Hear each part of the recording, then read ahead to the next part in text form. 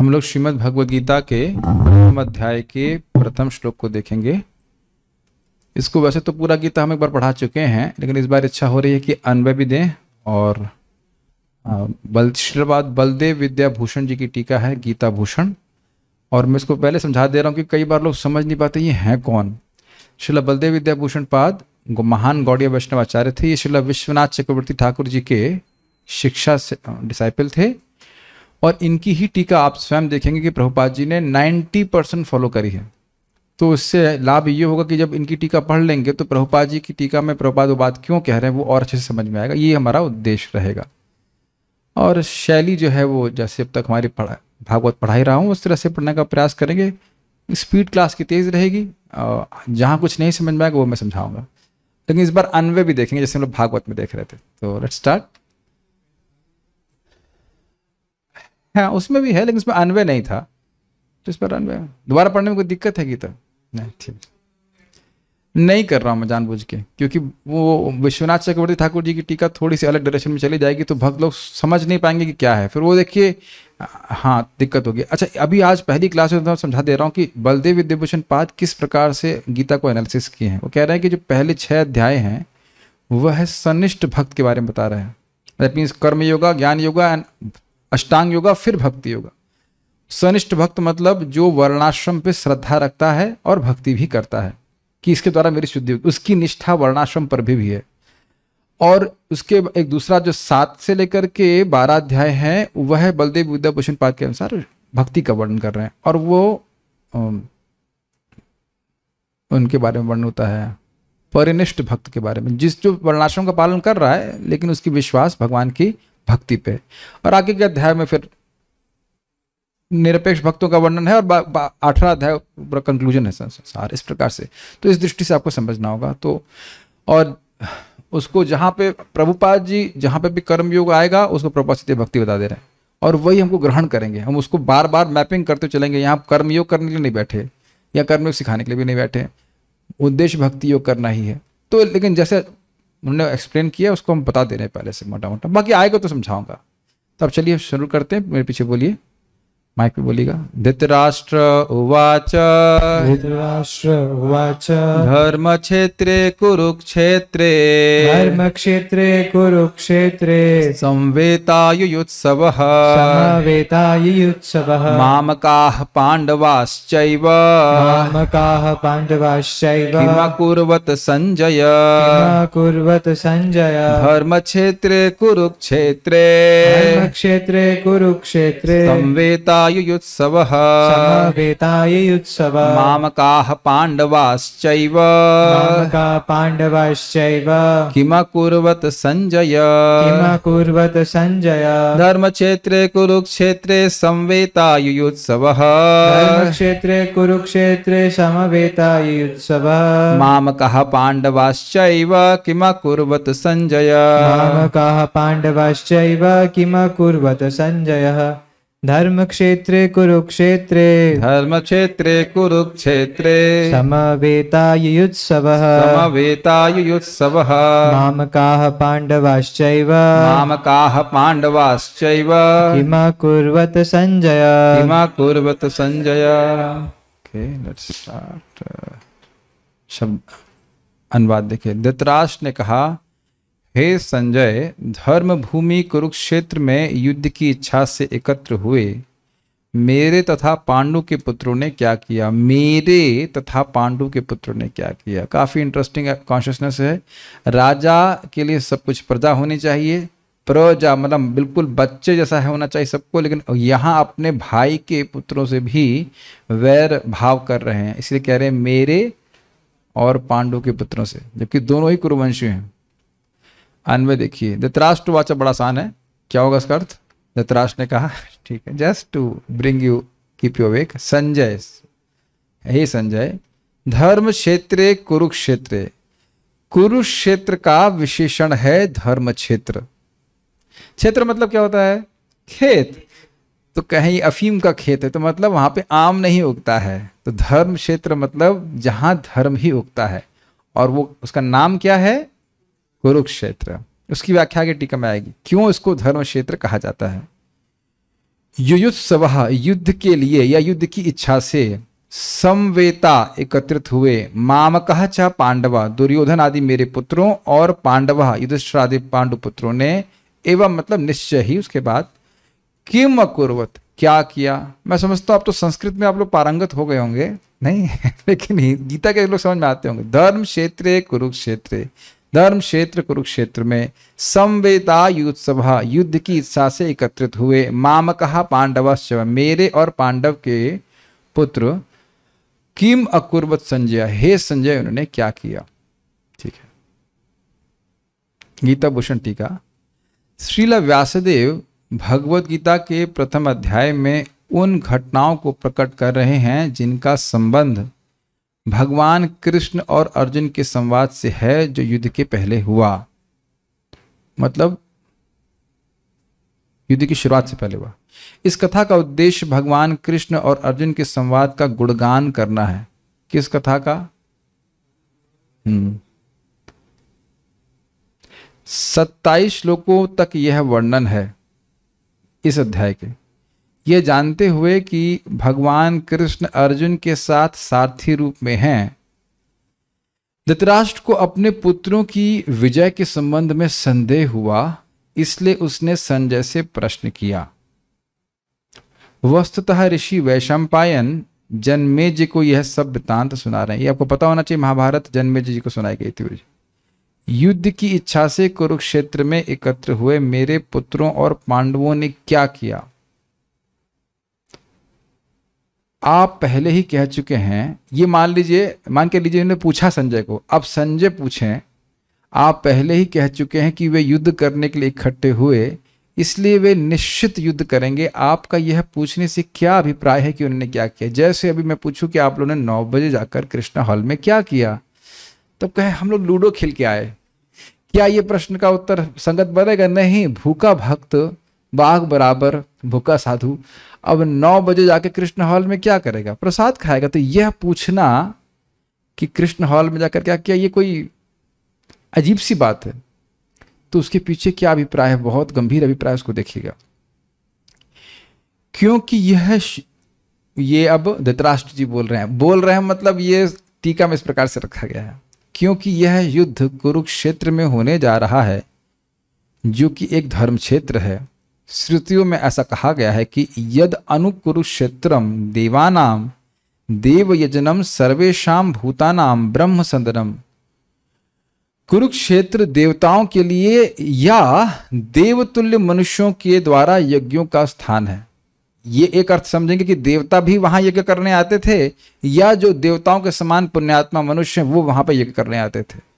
तो आप समझ सकते हैं क्यों करने आते हैं। जब भी इस प्रकार के स्थानों को चुना जाता है वो इसलिए कि उस स्थान में यज्ञ करने का लाभ बहुत अधिक प्राप्त होता है, बाधाएं कम आती हैं, ये सब बातें होती हैं। जैसा आपने कहाँ सुना था इसके बारे में, सब भागवत में कहीं सुना है? नैमिषारण्य, यस, नैमिषारण्य में वहां बताया गया था कि वहां पे कोई आप पुण्य कार्य करते हैं तो उससे असुरों की शक्ति कम होती है और वो कार्य बहुत अधिक फलीभूत होता है। ये समझ में आना चाहिए कि कोई भी व्यक्ति कार्य करता है तो वह स्थान जरूर देखता है। अगर किसी को खेती करनी हो तो अब वो इंडिया के एयरपोर्ट पे नहीं जाएगा, दिल्ली के एयरपोर्ट पे चलो कुछ खेती करें, मेक सेंस टू यू। वो स्थान देखेगा कहाँ उपजाऊ जमीन है, पानी की व्यवस्था है कि नहीं। उसी प्रकार से बोल रहे हैं कि कुरुक्षेत्र स्थान इस प्रकार का है जहां पे ये करने से लाभ होता है। तो जैसे भारत का एयरपोर्ट, अब समझ लीजिए बहुत आसानी सी बात है, भारत का एयरपोर्ट खेती करने के लिए सर्वथा प्रतिकूल है। ये एकदम क्लियर समझ में आ गया। फिर से रिपीट कर रहा हूं, दिमाग में घुस जाए आपके। तो ये चलिए मान लीजिए हर कोई व्यक्ति हवाई जहाज नहीं उड़ा गया है, भारत का रेलवे स्टेशन खेती करने के लिए सर्वथा अनुपयुक्त है। सर्वथा पे को बोल्ड कर दिया जाए, गॉट इट? अब समझ में आ रहा है। उसी प्रकार से कुरुक्षेत्र धर्म क्षेत्र सर्वथा अधर्म के अनुपयुक्त है। अधर्म वहां पनप ही नहीं सकता, ऐसे कहना चाहिए। और उस पे भी मूर्तिमान धर्म भगवान श्री कृष्ण और धर्म के क्या कहते हैं, मूर्ति धर्म को, धर्म का प्रवर्तन करने वाले भगवान श्री कृष्ण और धर्म की तरफ लेने वाले भगवान श्री कृष्ण और मूर्तिमान धर्म युधिष्ठिर महाराज वहां पे हो, जिस साइड में हो, तो वो तो जीतने ही वाले हैं, इसलिए उनको संदेह हुआ। और बहुत सारे संदेह के कारण है। क्या कारण हो गया? जहां अधर्म पनप ही नहीं सकता, क्या नाम है इनका, कौरवों का इस प्रकार से युद्ध करना धर्म था? बिल्कुल नहीं था। वो अधर्म के द्वारा युद्ध किया जा रहा था, लेकिन किया कहां जा रहा है? धर्म में, धर्म क्षेत्र में। समझ रहे हैं? आम का बीज रेलवे स्टेशन पे बोया जा रहा है। अब कोई कहे कि आपके पिताजी क्या कर रहे हैं, वो आम का बीज बोने गए। कहां बोने गए? रेलवे स्टेशन पे। तो इससे कोई फर्क नहीं पड़ता कि कितने लोग इकट्ठे हुए हैं, आम वहां नहीं उगने वाला। अब समझ में आ गया? तो उसी तरह ये उनको संशय हुआ कि बहुत मात्रा में सब हम लोग सब सैन्य बल लेके गए हैं, लेकिन हम हैं अधर्म की तरफ, तो इस क्षेत्र का प्रभाव पड़ेगा। हम कुछ भी हो सकता है, क्या हो सकता है वो भी देखिए। सभी जीवों के लिए यह ब्रह्म का स्थान है, जाबाल उपनिषद एक। तो इससे हम समझ सकते हैं कि यह स्थान धर्म की वृद्धि करने के लिए प्रसिद्ध हो गया था। उपनिषद बोल रहे हैं। और कौन सा श्लोक था ये, कहां का था? इसकी कोटेशन अपनी श्रुति में भी बताया गया इस प्रकार से। नहीं, जाबाल उपनिषद में एक बात बताई गई है, बाकी अच्छा नहीं सॉरी, हाँ ये तो जाबाल उपनिषद का ही श्लोक है। ठीक है, हाँ थोड़ा सा टेक्स्ट को और ठीक से रखना पड़ेगा, मैं थोड़ा सा भ्रमित हो रहा हूँ उससे। तो इससे हम समझ सकते हैं कि यह स्थान धर्म की वृद्धि करने के लिए ही प्रसिद्ध हो गया था। तो क्या इस स्थान के प्रभाव से मेरे पुत्र पांडवों से अपनी शत्रुता को त्याग देंगे? एक संदेह। Make sense? हो सकता है कि आपसे प्रश्न भी पूछा जाए नाम लेकर के, और वो आपका नाम रिकॉर्डिंग में जाए, तो इसलिए आप लोग ध्यान से सुनते रहिए। एक संदेह था कि इस धर्म क्षेत्र के प्रभाव से क्या मेरे अधार्मिक पुत्र मांडवली कर लेंगे, एग्रीमेंट कर लेंगे? अरे अब युधिष्ठिर भैया आपसे क्या करें, आपसे जैसा धर्म भीरू व्यक्ति कहाँ हमको मिलेगा, चलिए छोड़िए, आप 5 गांव ले लीजिए, चलिए 10 गांव हम आपको दे देते हैं, हम हमको राज्य करने दीजिए। ऐसा हो सकता था, ये डर उनको था। यानी कि वह वास्तविक रूप से युद्ध चाहते थे धृतराष्ट्र, ये बात बोली जा रही। तो एक संदेह था कि क्या हुआ। जैसे फिर मैं धर्म को पकड़ूंगी, कृष्ण हॉल में गए और संभावना ये है कि प्रसादम समाप्त हो जाए। ये भी हो सकता है कि अगर आप लेट पहुंचे तो इनको कुछ लग रहा है कि सब कुछ होते भी हो सकता है कि ये युद्ध टल जाए और युद्ध ना हो। ये घबराहट उनको हो रही थी। देख रहे हैं कितनी आसक्ति है उनको राज्य से।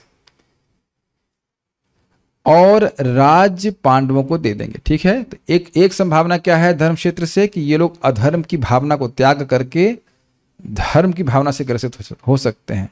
या हो सकता है कि पांडव जो सदा ही धर्म परायण हैं, वह इस धर्म क्षेत्र में विचार कर लें कि वंश परंपरा को युद्ध के द्वारा ध्वंस करने के अधर्म से तो वन में जाना ही श्रेष्ठ करे, जो कि आप अर्जुन को आप होते हुए देखेंगे। वो ये भी नहीं चाहते थे, या शायद जिज्ञासु रहे होंगे कि शायद ऐसा हो जाए। तो वस्तुतः वो चाहते थे कि ये लोग जिंदा ही न रहें। ये कहना की बात। ऐसा नहीं था कि बस वो जंगल में चले गए तो खुश हैं, नहीं तो कितनी बार मरवाने का प्रयास क्यों करते बताइए। सीधी सीधी बात कर लेते ना कि तुम आधा राज ले लो, आधा राज हम थे। 25% में भी संतुष्ट रहते युधिष्ठिर महाराज। मुझे तो लग रहा है 10% भी, 5 गांव तो 10% से कम ही है ना। कुछ भी नहीं है, 1% भी नहीं कहेंगे। 5 गांव और पूरा विश्व 1% भी नहीं कह सकते, उसमें भी युधिष्ठिर महाराज संतुष्ट हो जाते। तो आप समझ सकते कि एकदम कुछ नहीं देना चाहते थे ये, और उनको जिंदा भी नहीं रखना चाहते। हे संजय, व्यासदेव की कृपा से आपने सब प्रकार के राग और द्वेष को विनष्ट कर लिया है, इसलिए आप मुझे सत्य बताएं। तो 2 बातें आपको समझ में आई। 2 क्या संभावना वो देख रहे थे जिसके से वो डर रहे थे। एक कि कहीं कौरवों का दिमाग सही ना हो जाए, और पांडव जो और सही हैं वो और अधिक सही ना हो जाए करके छोड़ो हमें कुछ करना नहीं, हम जा रहे वन में, और युद्ध ना हो। तो इस प्रकार से वो घबरा रहे थे, इसलिए प्रश्न किया। यह उल्लेख नहीं करके कि पांडव भी उनके संबंधी थे, और केवल अपने पुत्रों को ही अपने संबंधी के रूप में उल्लेख करके वे पांडवों के प्रति अपने द्रोह को प्रकट कर रहे हैं। मामकः पांडवाश्चैव, स्पष्ट है, सबको समझ में आ गया। धान के खेत में जो खरपतवार होती है और जो धान के समान तो लगती है, परंतु धान के उगने में प्रतिरोध ही उत्पन्न करती है, उसका अंततो गत्वा निर्मूलन कर दिया जाता है। उसी प्रकार धर्म के इस खेत में तुम्हारे पुत्र जो धर्माभास मात्र हैं और धर्म विरोधी हैं, उनका निश्चित ही विनाश हो जाएगा। यह धर्म क्षेत्र शब्द का सारस्वत अर्थ है, जिसे धृतराष्ट्र के द्वारा ही बोला गया है। तुम्हारे की जगह मेरे पुत्र होना चाहिए, तुम्हारे कहां से जाएगा, संजय के पुत्र से होना है, गलती है यहाँ पे कुछ। तो जो एडिटर उसको ध्यान रख के फाइल को ठीक कर देंगे। उसी आप ये समझने का प्रयास कीजिए, आप में से कितने लोगों को कुछ खेती का अनुभव है, लाइक रियल प्रॉपर खेती, 1 2 3 4 5 6, ओके। तो आपने देखा होगा कि एक हम लोग ने यहाँ पे, मेरे को अनुभव नहीं, हम तो यहाँ पे देखे कौन सी ग्रास होती है, गाजर ग्रास बोलते हैं, कुछ तो बोलते हैं, क्या कहते हैं उसको, कुछ तो बोलते हैं, वो एकदम आपकी जो जैसी होती है ना घास, गाय कौन सी गाय, बरसीम, हाँ बिल्कुल बरसीम जैसी लगेगी। तो एक बार बरसीम कट के आए हमारे फार्म से और गाय खाए ना, तो हम लोग को समझ में नहीं आया भाई अच्छी खासी ऑर्गेनिक बरसीम में क्यों नहीं खा रहे हैं। तो पता चला कि उसमें बीच बीच में वो घास भी थी जिसकी वीडिंग नहीं की गई थी। वो देखने में बिल्कुल लग रही है कि बरसीम है, लेकिन उसका स्वाद अत्यंत कड़वा है। तो यहाँ पे देखिए कितनी बात सुंदर बोल रहे हैं कि ये धर्म का क्षेत्र है और ये कौरव जन यद्यपि राजा के बेटे हैं और उनको धर्म का ज्ञान होना चाहिए, लेकिन ये लोग धर्माभास मात्र हैं, धर्म का रिफ्लेक्शन, धर्म धार्मिक जैसे लग रहे हैं, धार्मिक है नहीं। Does it make sense? तो इसको कौन उखाड़ के फेंकेगा? कृष्ण स्वयं उखाड़ के फेंकेंगे, क्योंकि खेती करने वाले वही हैं। सर्व क्षेत्रे सुभारा, सारे खेतों के मालिक कृष्ण ही है। तो धर्म क्षेत्र के मालिक भी कृष्ण है कि यहाँ पे अधर्म का बीज वो उगने नहीं देंगे और चुन चुन करके निकाल करके फेंक देंगे और भगवान के भक्त पांडवों को वह रक्षा करेंगे। ये सब बात है, ये सारा सुत अर्थ है। मतलब ये ऐसा धृतराष्ट्र नहीं सोच रहे हैं, लेकिन सरस्वती जी उनके मुख से बुलवा रही हैं। ये सारा सुत अर्थ कहा जाता है। ठीक है, ये सब बातें हैं। तात्पर्य, भगवद गीता एक बहुपठित आस्तिक विज्ञान है जो गीता महात्म्य में सार रूप में दिया हुआ है। देखिए समझना होगा, आस्तिक मतलब जिसका वेद पे विश्वास है, भगवान पे विश्वास है। अगर इसको केवल ऐसे समझा जाएगा किसी व्यक्ति ने बोला है, अब पता नहीं सही है कि नहीं है, तो इसका कोई मतलब नहीं। दूसरी बात प्रभुपाद कह रहे हैं विज्ञान है। विज्ञान का अर्थ क्या समझते हैं आप? This is a theory and there is some practice and you will get the result as per the theory if you do the practice properly. समझ रहा है? ये कुछ लिखा गया है, उसके अनुसार व्यक्ति अगर अपने जीवन में अब कार्य करता है तो उसको उस प्रकार के रिजल्ट मिलेंगे ही।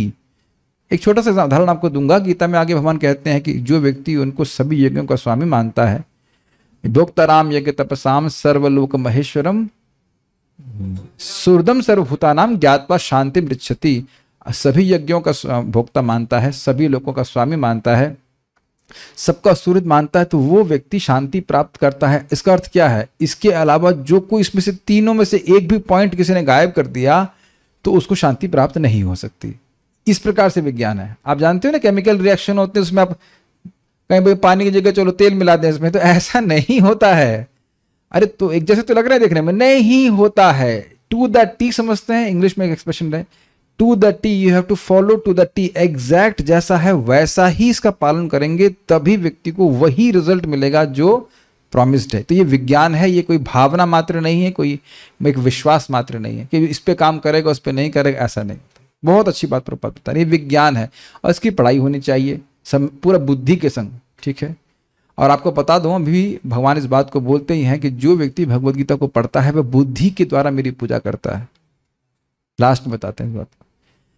ठीक है, इसमें यह उल्लेख है कि मनुष्य को चाहिए कि वह श्री कृष्ण के भक्त की सहायता से संवीक्षण करते हुए भगवद गीता का अध्ययन करे और स्वार्थ प्रेरित व्याख्याओं को बिना उसे समझने का प्रयास करे। क्या लाइन में सीखा आपने यहाँ पे?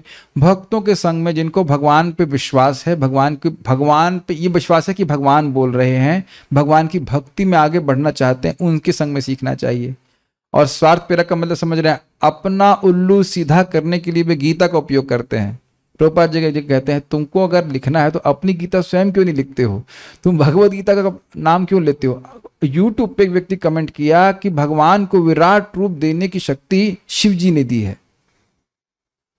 हमने कहा भगवान तो यहाँ पे कोई डिस्क्लेमर भी डाल होता ना कि हम, जैसे प्रभुपाद बोले कि हम इस गीता के संस्करण को बलदेव विद्याभूषण को समर्पित करते हैं। तो भगवान जब विराट रूप दिखाए तो बोले नहीं कि मैं इस विराट रूप को शिव जी को समर्पित करता हूं, उन्हीं के सौजन्य से मुझे ये विराट रूप प्राप्त हुआ, कहीं बोले हैं भगवान? तो ये बात कहां से आ गई है? ये देख रहे हैं, एकदम भ्रमित करने वाली टीकाएं हैं, इससे किसी को कुछ हासिल नहीं होता है, ये बात बोल रहे हैं। प्रभुपाद जी कहते हैं कि भगवत गीता इतनी टाइट है कि unless you are rascal you can't interpret it. समझ पाते हैं? एकदम एक नंबर का चोर नहीं होगा तब तक वह इसका कुछ भिन्न अर्थ नहीं दे सकता है, बड़ा स्पष्ट अर्थ है। तो यहां पे समझना होगा, भगवान के भक्तों से समझना चाहिए। अर्जुन ने जिस प्रकार से साक्षात भगवान कृष्ण से गीता सुनी और उसका उपदेश ग्रहण किया, इस प्रकार की स्पष्ट अनुभूति का उदाहरण भगवत गीता में ही है। यदि उसी गुरु परंपरा से निजी स्वार्थ से प्रेरित हुए बिना किसी को भगवत गीता समझने का सौभाग्य प्राप्त हो तो वह समस्त वैदिक ज्ञान तथा विश्व के समस्त शास्त्रों के अध्ययन को पीछे छोड़ देता है। कितनी सुंदर बात है, आपने देखा ये? अब हम जब भगवत गीता पढ़ रहे हैं तो अब हमको पूरा वेद पढ़ने की कोई जरूरत नहीं है, हमें कोई उपनिषद पढ़ने की जरूरत नहीं है। इतना अद्भुत ग्रंथ है। वास्तवतः बताऊं आपको, जो आप हम पढ़ा चुके हैं, भगवत गीता के 5 टॉपिक हैं, भगवान, जीव, प्रकृति, काल और कर्म। यही वेदांत सूत्र के भी टॉपिक हैं। समझ गए? तो यानी कहने का आशय यह है कि भगवत गीता पढ़ लिया तो आपको वेदांत सूत्र और ये सब कुछ पढ़ने की कोई जरूरत नहीं है। भगवत गीता पढ़ के ही व्यक्ति पूरी तरह से परफेक्ट हो सकता है, भगवान के पास चला जाए। लेकिन कैसे प्राप्त होगा बताइए, किस प्रकार का लाभ? गुरु परंपरा में निजी स्वार्थ से प्रेरित हुए बिना। निजी स्वार्थ में कौन कौन से स्वार्थ आ सकते हैं? एक स्वार्थ है धन कमाना, दूसरा है प्रसिद्ध होना। प्रसिद्ध होना बहुत बड़ा स्वार्थ है। धन कमाए ना कमाए गीता से, लेकिन यश जरूर कमाना चाहते हैं। और देखिए, अगर आप सत्य बोलेंगे तो बहुत लोगों को पसंद नहीं आएगा। सत्य मतलब परंपरा का सत्य, कोई कड़वी बात नहीं। केवल यही बोलना कि कृष्ण भगवान है बहुत लोगों को रंज कर देता है। आपको पता है बात? यही बात लोगों को रंज कर देता है कि तुम इस्कॉन वाले भ्रमित कर रहे हो लोगों। एक बार श्रील प्रभुपाद जी का कोई निंदा किया इस प्रकार से, ये बहुत बड़ा काम, बहुत गलत काम किए हैं इसी भक्तिवेदांत स्वामी। ये क्या गलत काम किए हैं? पूरे विश्व में भ्रम फैला दिए कि कृष्ण भगवान है। देखो तो क्या हद है, क्या लोग गुणों से प्रभावित है। जो प्रभुपाद जी महान कार्य किए हैं, वैसे एक तरह से वो गुणगान ही कर रहा है नेगेटिव वे में, लेकिन वो कह रहा है भ्रम फैला दिए कि कृष्ण भगवान है। तो लोग निजी स्वार्थ से प्रेरित होकर करते हैं। पता नहीं, एक स्वार्थ जो प्रेरित करने वाला है वो उनका है भगवान के प्रति द्वेष।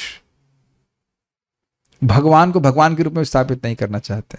ठीक है, तो आप सूत्र सीख रहे हैं कि अगर गुरु परंपरा में, और अगर नहीं, हम लोग सीख रहे हैं गुरु परंपरा में, नॉट अगर, वी आर नॉट इन अगर मगर, वी आर एक्चुअली हियरिंग। वाकई गुरु परंपरा में हम सीख रहे हैं। तो ये ऐसा ही हुआ जैसे कृष्ण से साक्षात सीखते। भगवान कृष्ण हमको साक्षात गीता बोलते। ये गुरु परंपरा में सुनने का वो लाभ है कि आप भगवान कृष्ण से साक्षात सुन रहे हैं, और इसीलिए लोग प्रभावित हो रहे हैं। प्रभुपाद जी की भगवत गीता पढ़ करके सभी लोग परिवर्तित हो रहे हैं। प्रभुपाद से पूछा गया कि आप में क्या विशेष गुण है कि लोग इतना परिवर्तित हो रहे हैं? क्या उत्तर है प्रभुपाद जी ने दिया? मैंने कुछ चेंज नहीं किया। और अब मैं एक प्रश्न और करूंगा कि क्यों प्रभुपाद जी ने चेंज नहीं किया? इसका उत्तर क्या है? स्वार्थ से प्रेरित नहीं है, लेकिन भगवान को दी हुई चीज परफेक्ट है और भगवान को प्रसन्न करेगी। ये बात सीधी है। यहां भगवान को प्रसन्न करने के लिए बात बोली जा रही है, ये बात होती है। ठीक है, पाठक को भगवत गीता में न केवल अन्य शास्त्रों की सारी बातें मिलेंगी, अपितु ऐसी बातें भी मिलेंगी जो अन्यत्र कहीं उपलब्ध नहीं है। ये आप लोगों को बताया गया था, हम लोग अलग कोर्स में बता रहे थे कि देखिए, एक पॉकेट डिक्शनरी और एक अनअब्रिज्ड डिक्शनरी। तो पॉकेट डिक्शनरी में जो कुछ शब्द हैं वह बड़ी वाली डिक्शनरी में है, लेकिन बड़ी में जो है वह छोटी में नहीं है। तो कभी कभी लोग बोल देते हैं कि हाँ, गीता जैसे है वैसे अन्य शास्त्र भी हैं, और ऐसा करके नहीं नहीं नहीं, इस प्रकार से नहीं है। भगवत गीता में जितना स्पष्ट रूप से जीव और आत्मा के संबंध जो 5 टॉपिक को क्लियरली बताया है, छू भी नहीं पाएंगे और कोई शास्त्र इस प्रकार से। ये और कितना अद्भुत भगवान की बुद्धि है, क्षमता है कि 45 मिनट या 1 घंटे में ऐसा शास्त्र प्रस्तुत कर दिया जो विश्व का सर्वश्रेष्ठ दार्शनिक ग्रंथ। बल्कि महाराज के पास मुझे याद आती है कि लोग ऐसा बोलते हैं, ये एक आदमी बोल ही नहीं सकता भाई, इतना अच्छा ग्रंथ जरूर 5 आदमी मिलकर बोले होंगे, इस प्रकार से। लेकिन यहां उनकी गलती है कि ये भगवान के द्वारा बोला गया है, किसी आदमी के द्वारा नहीं। ठीक है, हमको इस पे और बात याद आ रहा है कि प्रभुपाद जी बोलते हैं कि देखो, जब कोई गीता पढ़ता है तो भगवान बड़े प्रसन्न होते हैं। क्यों प्रसन्न होते हैं?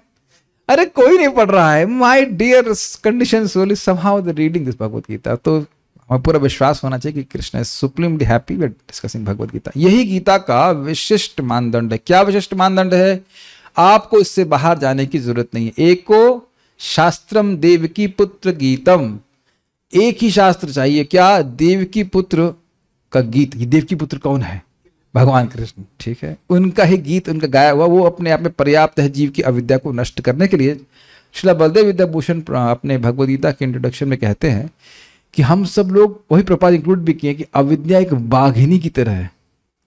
बाघिनी तो बड़ी खतरनाक होती है। अब बाघिनी के जबड़े में कोई फंसा हुआ है तो क्या वो अपने प्रयास से बाहर निकलेगा? बाघिनी, बाघिनी समझ, शेरनी, शेरनी, बाघिनी समझ, कितना उसके शक्तिशाली जबड़े होंगे, है कि नहीं? लेकिन कोई क्षत्रिय का आश्रय ले, क्षत्रिय उसकी गर्दन काट देगा, मुक्त हो जाएंगे। तो भगवान सबसे प्रबल व्यक्ति हैं, सर्वशक्तिमान, वह इस अविद्या का नाश कर सकते हैं, और ये भगवद गीता के द्वारा होता है। इसीलिए भगवान भगवद गीता का उपदेश दिए हैं। यही गीता का, हाँ, एक और बात है कि देखिए, भगवान आते हैं और चले जाते हैं, लेकिन सबसे बड़ा उपकार करते हैं जब वे अपने बारे में बोलते हैं। और यहां तो भगवान बारंबार इस बात को बोल रहे हैं कि तुमसे प्रेम करता हूं, इसलिए बात बोल रहा हूं। वक्ष्यामि हित कामी, आगे आप सुनेंगे, तुम्हारा हित कामना करने के लिए बोल रहा हूं। तो ये भगवान का प्रेम पत्र है जो हम आज पढ़ना शुरू कर रहे हैं। यही गीता का विशिष्ट मानदंड है कि इसमें आपको सब बातें अन्य शास्त्रों की मिल जाएंगी। स्वयं भगवान श्री कृष्ण द्वारा साक्षात उच्चरित होने के कारण यह पूर्ण आस्तिक विज्ञान है। इसका अर्थ क्या है? इसका अर्थ यह है कि जो भी कुछ जानने के लिए आपको आवश्यक है आध्यात्मिकता में प्रगति करने के लिए, भगवान ने उसमें कुछ भी छोड़ा नहीं है। बेसिकली जो आप सुनते हो ना, ईश्वर, प्रकृति, जीव, काल, कर्म, इसके अधिक जानने की अपने को कोई जरूरत नहीं है।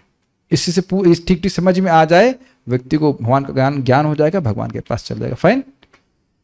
महाभारत में वर्णित धृतराष्ट्र तथा संजय की वार्ताएं इस महान दर्शन के मूल सिद्धांत का कार्य करती हैं। माना जाता है कि इस दर्शन की प्रस्तुति कुरुक्षेत्र के युद्ध स्थल में हुई, जो वैदिक युग से पवित्र तीर्थ स्थल रहा है। इसका प्रवचन भगवान द्वारा मानव जाति के पथ प्रदर्शन हेतु तब किया गया जब वे इस लोक में स्वयं उपस्थित थे। स्पष्ट है, धर्म क्षेत्र शब्द सार्थक है, क्योंकि कुरुक्षेत्र के युद्ध स्थल में अर्जुन के पक्ष में श्री भगवान स्वयं उपस्थित थे। और जो लोग गीता पढ़ते हैं वो जानते हैं कि भगवान का उद्देश्य क्या है? धर्म की स्थापना। और धर्म की स्थापना कराने के लिए अनुकूल क्षेत्र में लेके गए हैं भगवान। तो अधर्म तो पनपने देंगे ही नहीं। कौरवों का पिता धृतराष्ट्र अपने पुत्रों की विजय की संभावना के विषय में अत्यंत संदिग्ध था। अतः इसी संदेह के कारण उसने अपने सचिव से पूछा, उन्होंने क्या किया?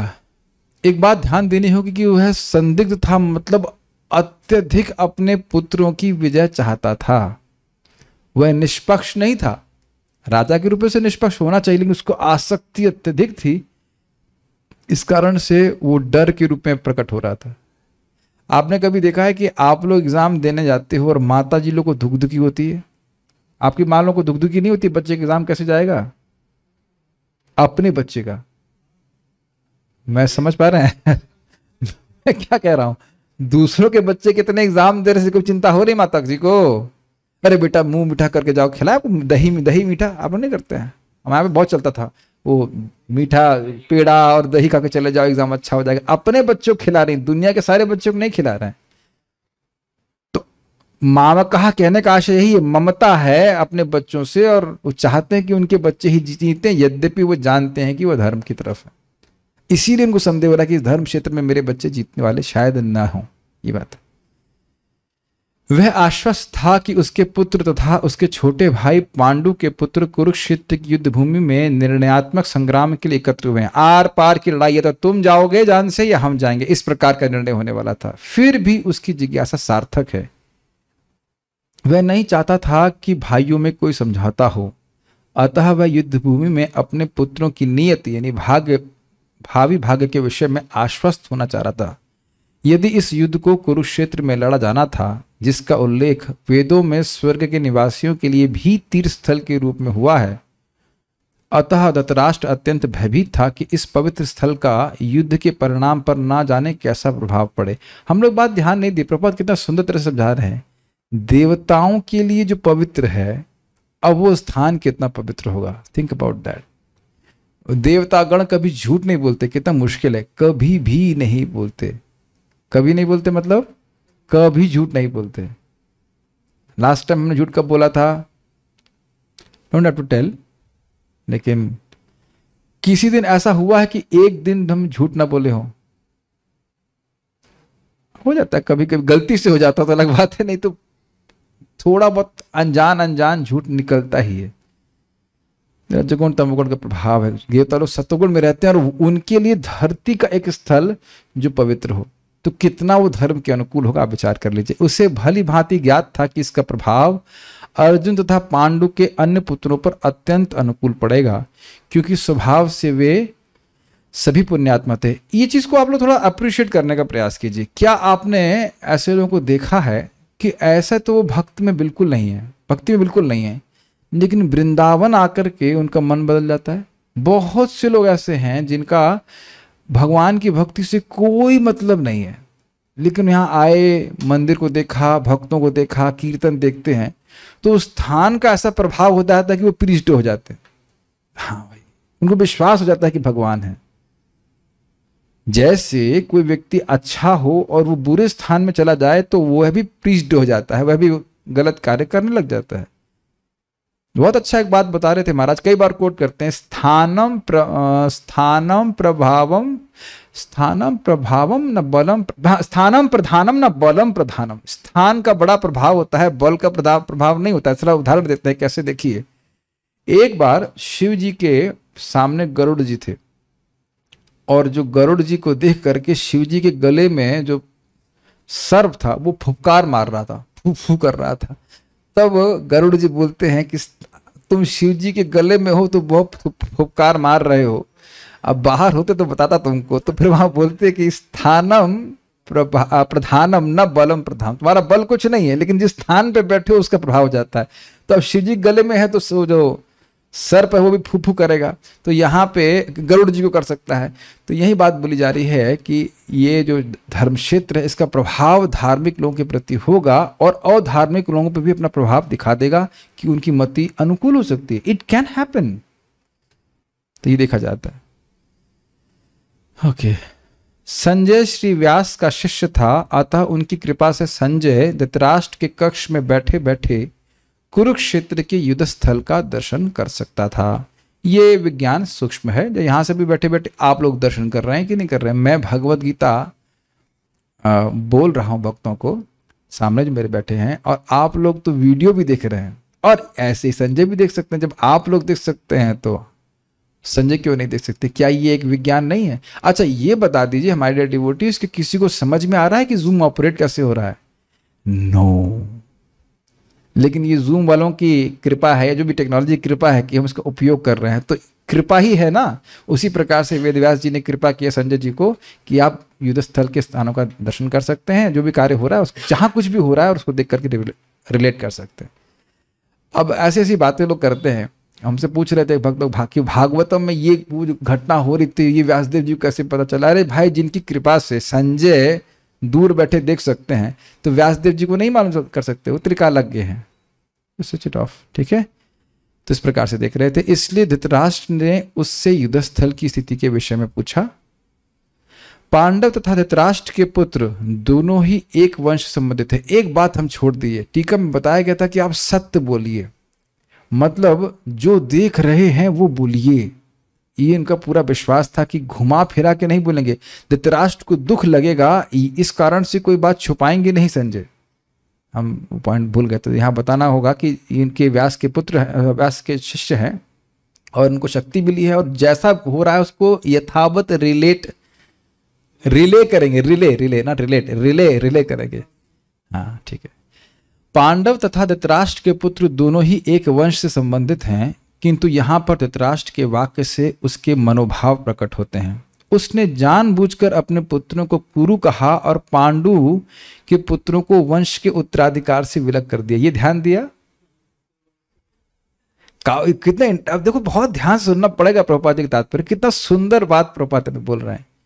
आपने कई बार श्रीमद् भागवतम में, आप कहेंगे गीता में भागवत, भागवत में गीता, हाँ जी वो चलेगा। आप लोग भागवत सुनते आ रहे हैं तो उसमें देखिए कई बार कुरु नंदन बोला गया है, या कुरु और भी शब्द है, कुरु नंदन भी बोला गया है, और एक और शब्द आता है कुरुश्रेष्ठता दी, और ये सब युधिष्ठिर महाराज के लिए बोला गया है। दुर्योधन को प्रथम स्कंद में तो हम कहीं नहीं संबोधित होते हुए देखे हैं। कुरुश्रेष्ठ, कुरु और भी करके आता, तो बारंबार कुरु बोला था, क्यों ना बोला जाए कुरु? क्या वो कुरुवंशी नहीं है? बिल्कुल है। लेकिन अब देखिए, मामकः पांडवाश्चैव, मेरे और पांडव को कुरु भी नहीं बोल रहे हैं। This is interesting. कहने का आशय यह है कि उनके मन में यही चल रहा है कि नहीं, राज्य पे तो युधिष्ठिर महाराज का अधिकार है ही नहीं। ये प्रपद कह रहे हैं, वंश के उत्तराधिकार से विलग कर दिया, इनको तो राज्य मिलना ही नहीं चाहिए, इस आशय से बोल रहे हैं। बहुत तेज जा रहे हैं हम, समझ में आ रहा सब लोग? फाइन। इस तरह पांडु के पुत्रों अर्थात अपने भतीजों के साथ धृतराष्ट्र की विशिष्ट मनस्थिति समझी जा सकती है। मतलब ये जो भेदभाव की स्थिति है, जिस प्रकार धान के खेत से अवांछित पौधों को उखाड़ दिया जाता है, उसी प्रकार इस कथा के आरंभ से ही ऐसी आशा की जाती है कि जहां धर्म के पिता श्री कृष्ण उपस्थित हों, वहां कुरुक्षेत्र रूपी खेत में दुर्योधन आदि धृतराष्ट्र के पुत्र रूपी अवांछित पौधों को समूल नष्ट करके युधिष्ठिर आदि नितांत धार्मिक पुरुषों की स्थापना की जाएगी। आपने धान की खेती का एग्जाम्पल बड़ा अच्छा है, धान की खेती के बारे में बोल रहे हैं ना प्रॉपर। धान के खेत काफी इंटरेस्टिंग है। धान की खेती के बारे में आप जानते होंगे, इसमें पहले बीज डाला जाता है कीचड़ में, और उसके बाद उसमें से धान का कुछ पौधा निकलता है, फिर उसमें से एक पौधे को उठा करके पानी में या जो भी स्थान में डाला जाता है। काफी इंटरेस्टिंग है। एक एक व्यक्ति को भगवान धर्म के पौधे के रूप में स्थापित करेंगे, समझ सकते हैं। और जितने भी उसमें वीड्स हैं, खरपतवार, उनको नोच के को पकड़ के निकाल देंगे। और भगवान ये करने ही वाले हैं, 11वें अध्याय में दिखाएंगे कि इस प्रकार से जितने भी अधर्म के लोग हैं सबको नष्ट कर देंगे। ठीक है,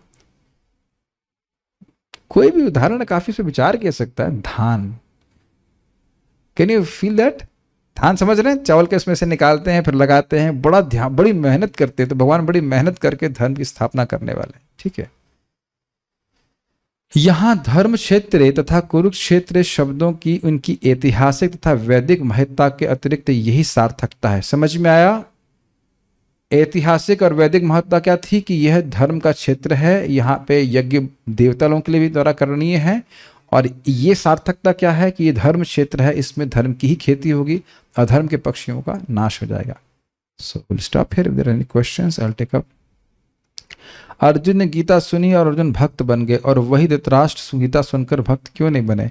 आप क्या भागवतम नहीं सुन रहे हैं? आप कहेंगे भागवतम आगे कहाँ से? भागवत में भी आप सुनते हैं कि धृतराष्ट्र जी विदुर जी की कृपा से आगे जाके कुछ भक्त बन जाते हैं। ब्रह्मचारी माँ बाप की, ये कहाँ से प्रश्न आ गया? ब्रह्मचारी माँ बाप की सेवा नहीं करते, कई लोग कहते हैं, उन्हें क्या कहना चाहिए? कुछ मत कहिए, बन जाइए, पहले बन के तो दिखाइए। बन ही नहीं रहे हैं।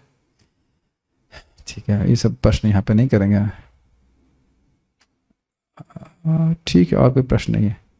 सो will stop here. Shrimad Bhagavad Gita की जय, श्रील प्रभुपाद की जय, निताई गौर प्रेमानंदे। हाँ, एक कमेंट बताना भूल गया, भगवान स्वयं बोलते हैं गीता के एक श्लोक, आधे श्लोक या 1/4 श्लोक को भी सुनेगा तो भी व्यक्ति पवित्र हो जाता है। सो हम प्रयास करेंगे कि सैंडविच प्रोग्राम चलता रहे, मॉर्निंग भगवद गीता, शाम को SB. Okay, Hare Krishna, thank you. कर लेते हैं। हाँ बोलिए।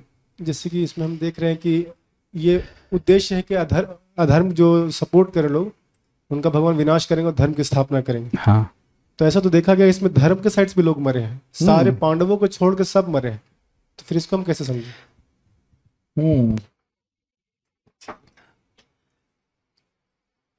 लेकिन अंत तो गत्वा राजा के रूप में कौन स्थापित हुआ? उत्तर हो गया। और उसके बाद भी धर्म की स्थापना आगे हुई कि नहीं? देखिए, धर्म केवल उन्हीं, अधर्म के साथ में केवल वही लोग नहीं थे जो वहां पे आए थे। ये तो समझना होगा ना। अधर्म की जो संस्थापना करने वाले लोग कौन है? वो टॉप से होता है, ऊपर से। तो पहले मुख्य रूप से तो इनको भी खत्म किया, और उनके जो चेले थे उनको भी खत्म किया। और बाकी ऑब्वियसली युद्ध होगा तो ऐसा तो नहीं हो सकता कि इधर से कोई लोग मरने, इधर मरेंगे ही नहीं, दोनों तरफ से लोग मरे। एक अक्षौहिणी सेना पहले बची थी, बाद में उसको भी नष्ट किया था अश्वत्थामा ने, वो भी भगवान की प्रेरणा से हुआ था। लेकिन आप जानते हैं, अगर दूसरे एंगल से देखें तो सभी लोग भगवान के पास गए कि नहीं? पहले तो ये क्लियर हो जाना चाहिए। और रिजल्ट क्या निकला? धर्म की संस्थापना हुई। जो प्रभुपाद यहाँ पे बोल रहे हैं वो इस कंटेक्स्ट में है कि झगड़ा मुख्य रूप से किनके बीच में था? युधिष्ठिर महाराज जो धर्म के प्रतिनिधि हैं और दुर्योधन जो अधर्म का प्रतिनिधि। जो आप बोल रहे वो मेरे मन में भी आ रहा था कि भाई धर्म के पक्ष वाले लोग भी मारे गए, सत्य बात है। जो लोग मारे गए उनको तो दोनों को फायदा हुआ, तो मरने का कोई इतना दिक्कत नहीं है। लेकिन उसके बाद धर्म की संस्थापना कितनी अच्छी, भागवत में पढ़ चुके हैं कि युधिष्ठिर महाराज का राज्य जो बाद में हुआ वहां तो कोई भी कठिनाई नहीं हुई थी। तो वो लक्ष्य लेकर के भगवान युद्ध कराए। ठीक है, ओके। हम तो उनको भक्तों को परेशान करते हैं।